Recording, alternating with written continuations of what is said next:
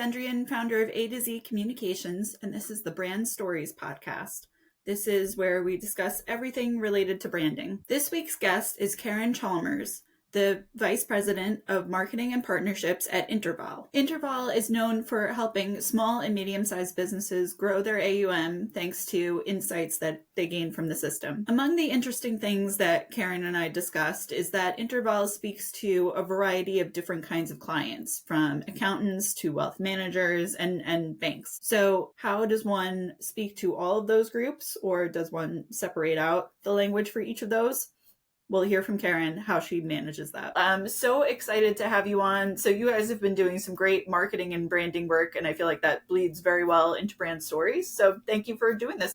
My gosh, thank you for having me, and thank you for the compliment. I appreciate it. Anytime. It's well deserved. So first question is, what's your favorite brand and why? Yeah, maybe this is showing the parent in me a bit, but Lego. Lego is an incredible brand. One of the key things I think that they've always done is they've always stayed true to their roots of like creativity for children and how that builds into good creativity as adults. But what I love about their brand is that it's so playful because it lives within their brand promise of creativity, and that they can make fun of themselves as well. I mean, how on earth was a brick company ending up as a huge mega box office movie? But in their second version, Maya Rudolph steps on the Lego bricks and it's like the parenting nightmare of every Lego brick you step on. And they're playful enough to make fun of themselves in that moment. And that's something that I think that they understand their community well. They understand the growth that's had and the virality of like everybody understands that pain of Lego bricks stepping on them and all that kind of stuff. So they've grown well with the trends over the years. Obviously, all the mashups that they've had and the collaborations they've had with different other brands. And then, of course, they lean into that, like, yes, you can make your own kit or you can create whatever you want. So they give you kits of just colors, or you can show your fandom and build like the Death Star or something like that. So it's very, it allows for both sides of kind of planned creativity as well as like free form creativity. And they lean into that so hard. It's so beautiful. And even when you think about the getting ready scene in the Lego movie, it's such a great moment where he's like, okay, well, I'm going to get dressed. I'm going to breathe. And he like bends his whole body backwards to breathe, right? Like just so playful. And like, they're like, oh, this is going to bend your ideas to what you can do with the creativity. I'm not going to necessarily just breathe. I'm going to bend my whole body backward and breathe, right? The other thing that I love is that they obviously listen to their users very well because they've created that little tool that allows you to unhook two Legos together. It's a kind of great experience as a user.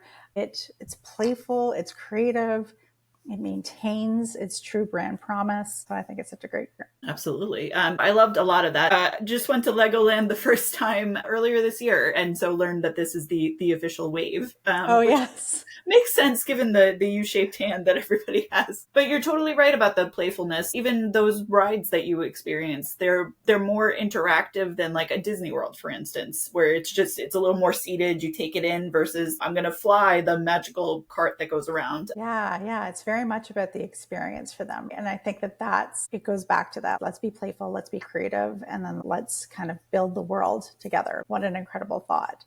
So absolutely. I love it. Yeah.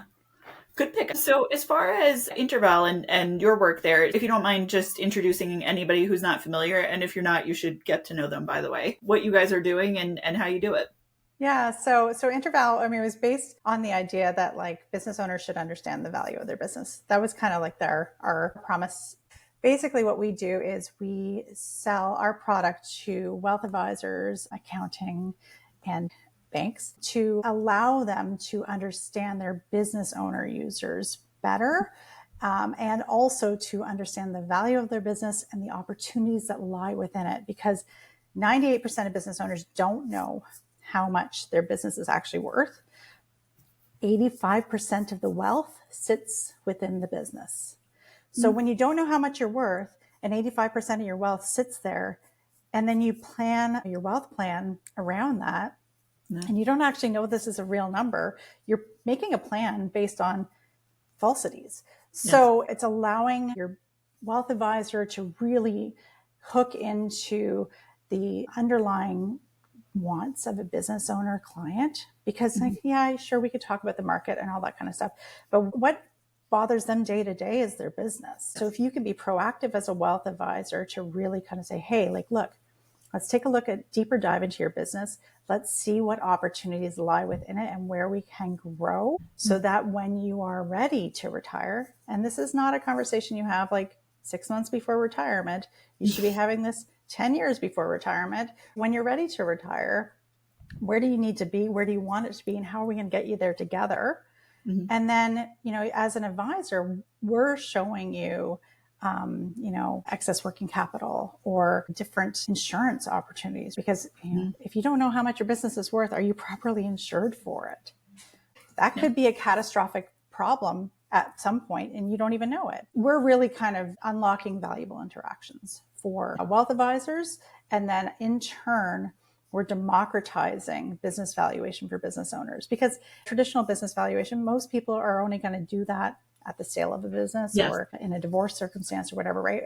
And a certified business valuation has its time and place, Sure. but you don't need it every year to understand your projection and your growth. And that's what Interval is here to bridge that gap and to actually show business owners and their advisors, where you are now and where you could be going and how to get there along the way.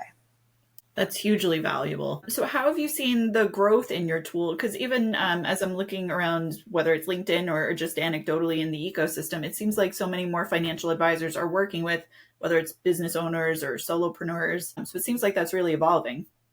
Well, and I think the thing is that we're all recognizing that this great transfer of wealth is happening, and like trillions and trillions of those dollars are sitting within businesses. So we want to make sure that we are actually capturing that client earlier in their process. So I think that's why it's become such a hot topic.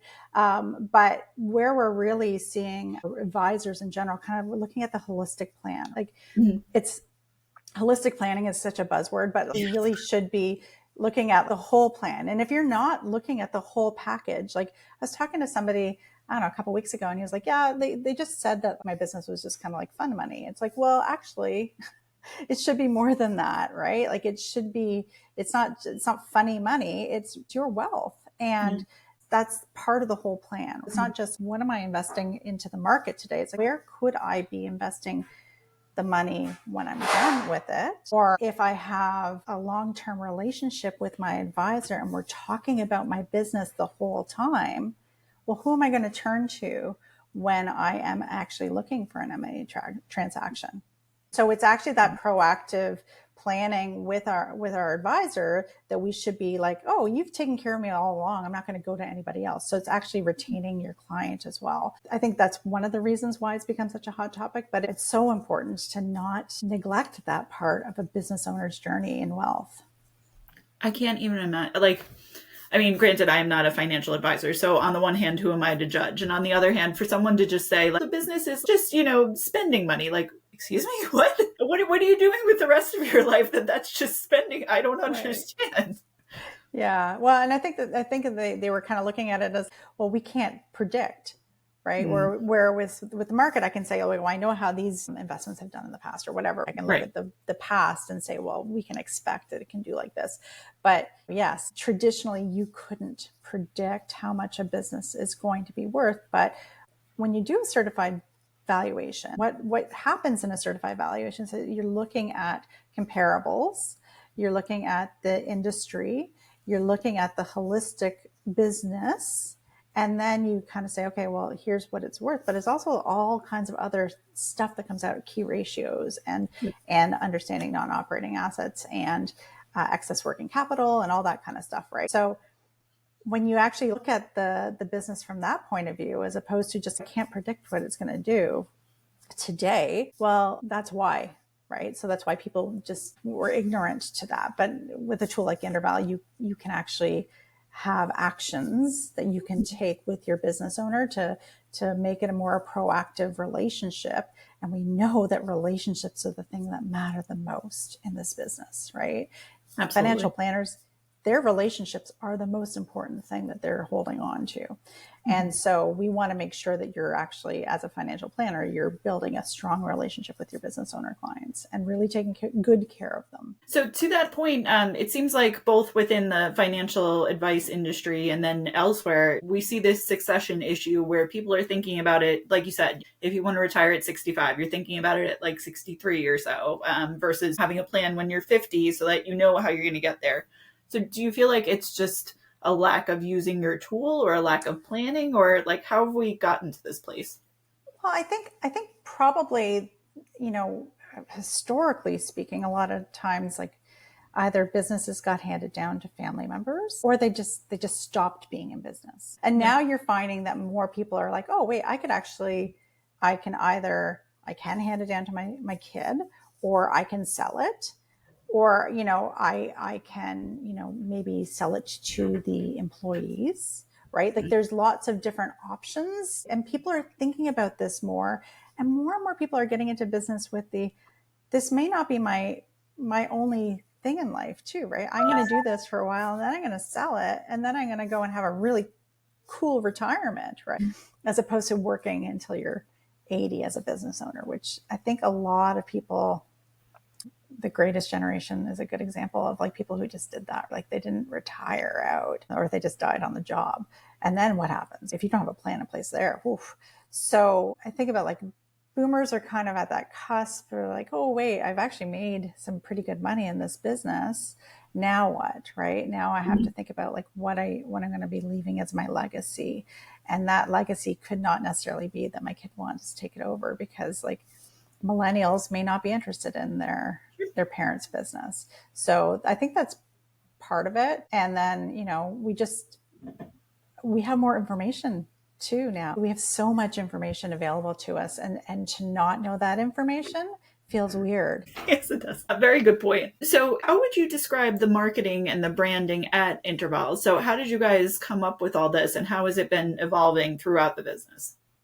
We started with really actually focusing our efforts on the accounting ecosystem was our first set of clients, to be honest. And so we were really focused on showing how we could do valuation, because valuation is such an important thing within the Yes. accounting business. But we weren't looking at the holistic, hilariously, we weren't looking at the holistic plan of like, how can we actually use this as a tool to increase the wealth overall? Because we could say, hey, make sure that you're looking at your numbers and understanding where you could grow your business. And growing the business was obviously very important. But what we weren't looking at was how can wealth managers help with that? So when we moved into the wealth management space, it actually had to change our story a little bit, because the terminology that we're using was different. And wealth advisors don't understand how to do valuations themselves, which is totally understandable. It's not their expertise, Not their thing. but they benefit massively from them. So that, and then their clients benefit massively from them. And the client relationship there is also, you may go to your accountant, for a yearly review or something like that. And that would be an important time to do it. But you're probably closer in a relationship with your wealth advisor because they are very much holding your purse strings. So we thought that bringing that, the idea of making sure we're taking care of our business owners and being proactive and saving time for the wealth advisor and the accountant, because we're saving time for the accountant too. So saving time was kind of always an underlying piece of brand, but having the idea that we're unlocking these valuable interactions really is one of the things that was like, oh wait, now you know more and you're going to grow more. So unlock it, put it on the table on a silver platter for you to deliver to your clients and help build that trust relationship with your clients. So that's where we're really looking at basically driving opportunities for growth and drawing attention to what matters. Those are the key things that we want to really be bringing out to advisors of all kinds: banking, wealth, accounting. So those are the brand promise, I suppose, that we're really working from. Yeah. I appreciate the fact that you guys have broadened that scope and are embracing that, because obviously that's a feat in and of itself. Once you specialize in one area, to then say, well, we've got more that we need to do, I give you credit. Well, and it's interesting because like talking to almost three different demographics, like when you look at it, banking, wealth, and accounting, they approach it differently. And Yep. so we have to find a universal way on our homepage to talk about it. And then we have our kind of three segmented personas on the individual pages of accounting, wealth, and banking. And it's not always easy from a branding and marketing perspective, right? And then understanding, okay, you have to figure out where you're going to burn your time the most. It ebbs and flows a little bit. And I think depending on the time of year, accountants are very busy at certain times of year. Wealth managers are very busy at certain times of year. Bankers are, I feel like they're kind of busy always. So we shift our year and where we put our efforts depending on which demographic we're talking to as well. Yeah. So how do you go about that challenge of when you have multiple audiences creating that first initial landing page? Because I could imagine, to your point, there are different vocabulary words and whatnot. There are different buzzwords that hit for each group. So is it a matter of, well, in some sections or in some places we speak to the accountant, or do you have to speak to everybody all at once?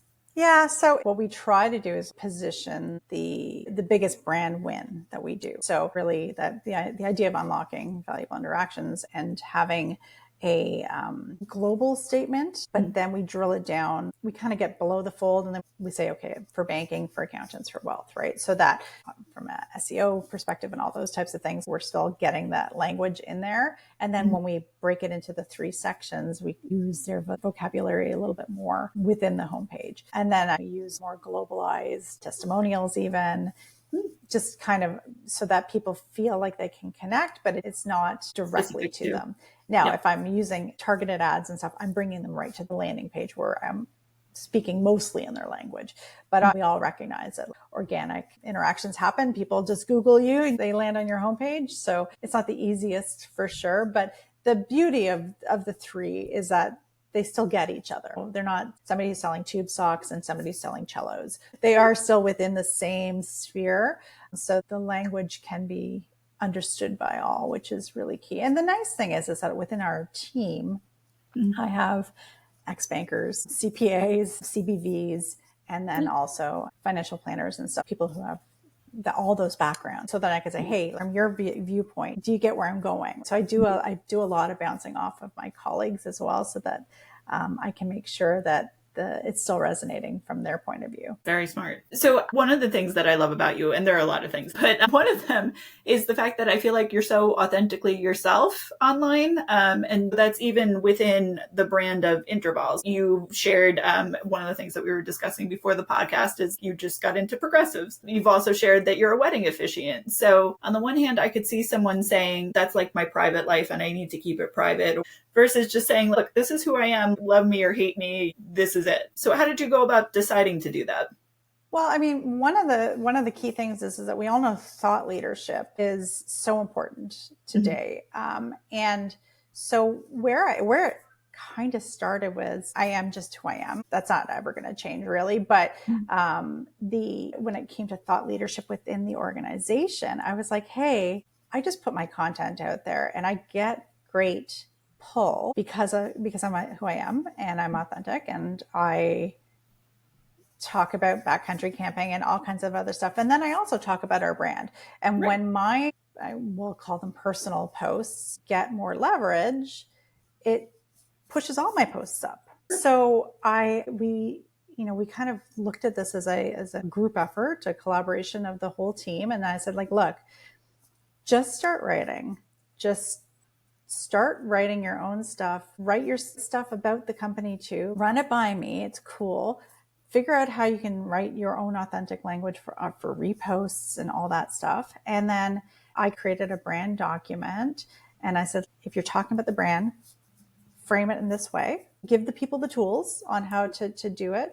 And so our whole team is, if you look at a lot of the players on our team, we're all kind of doing what I do. Like, I'm not unique at Interval by any means, because we're all trying to be authentic, live our lives a little bit more out loud. And then with our own authentic voice, talking about the brand the way that we do. I have a little bit more of a like creative and let's just cut away from the bull, right? I tend not to lay it on too fluffy by any means, but that's not necessarily going to be the way that our some of our success people are going to talk, or our CPAs, right? CPVs are all going to have their own language. And I think that I think it's important for everybody to be themselves. Like, why bother being anything other than yourself? But from a brand perspective, when we look at what thought leadership does and how it actually moves the brand forward, well, if more people are engaging with your content and you are being authentic and you are authentically talking about your brand with your authentic voice, like, let's talk about authenticity, it resonates more with people. And then you get more eyeballs on it and more people see your brand, right? It is more than just talking about progressives, I suppose. That's one of the things. And being a wedding officiant is one of the things. I'm lucky to have interesting things to talk about sometimes, I suppose. But I also recognize that if people want to listen to what I'm talking about with our brand, I have to use that same voice. Yes. Absolutely. So not that I should preach, but it feels like for the firms, the financial advice firms that, won't even let somebody like a post or post themselves because it's just too much of a hazard. I understand that there's compliance, but also obviously this is working very well. So just saying, maybe it's something to think about. Well, and I think that there are tools you can put in place too. There's process that you can still allow this and cross your T's and dot your I's. Anybody can put together a Monday board and say, okay, Karen, I'm dropping in some content. Can you approve it? Yep. Go ahead and post it. That's a simple way of doing it. And then, of course, there's other tools that you can utilize to make that happen. It's possible. You just have to be willing to go there and willing to understand that if you try it, it might actually work, right? But so many people, fear is one of those things that drive a lot of decisions. And I think that that's one of those decisions that often get driven by fear of the unknown. Well put. So if anybody's listening to this and they're saying, gosh, I wish that my brand were at the place that Interval is and where it's going, what would be some advice that you would have for them? I mean, authenticity, I think, is going to be the number one thing we and I'm sure you've had many guests say like living who you are, I think, is the important thing, and understanding what your brand is actually all about. What is your mission and vision? What are you trying to accomplish? And is your voice actually doing that? And are you moving the whole train together to do that, right? So, every company has employees, or at least one, otherwise it's not a company, right? Sure. So what are the employees saying and projecting, and when they're sharing your content or speaking at an engagement or on the floor at a trade show, are we all talking from the same playbook? So figure out your playbook and then teach your team how to use it. Yes, which sounds just such straightforward, like, of course, that's exactly what you do. So I give you credit for putting it out there as authentically and honestly as that, because I think that takes away some of the fear for people, because it just seems like this massive undertaking versus just, okay, brainstorm, figure it out, and then do it. Work with your team too. I mean, when we were working through this whole process of how do I teach the team how to live authentically online, the CEO was part of that conversation. You got to do it from the top, or it's not worth it, because if not, the people at the top are not doing it and actually engaging. Like, I mean, if I wasn't doing it, but I expected everybody else to do it, well, that's not going to work, right? So having people who are the most important voices at the table be engaged and be part of that conversation so that they also are on board, and then empowering everybody to do it, right? Giving them the tools, giving them lots of support, because in the end, what it does is it strengthens the whole brand. So it's worth the time from a marketing seat to actually help the team globally use the brand, give them the tools and teach them how to do it, and then just see the success from it. Yeah. And if anybody has any question, you've been so kind to share time and whatnot. Not that you also have a million things going on in your life. So I don't want everybody to hop onto this bandwagon, but I'm sure that you would also be kind enough just to chat with somebody real quick. So please take advantage of all of her great knowledge. Yeah, Karen, thank you so much for doing this. No worries. Hook up with me on LinkedIn anywhere, anybody. It's fine. I'm pretty much an open book. So come play in my sandbox. It's fine. Love it. Thank you. Thanks. Perfect. Great job.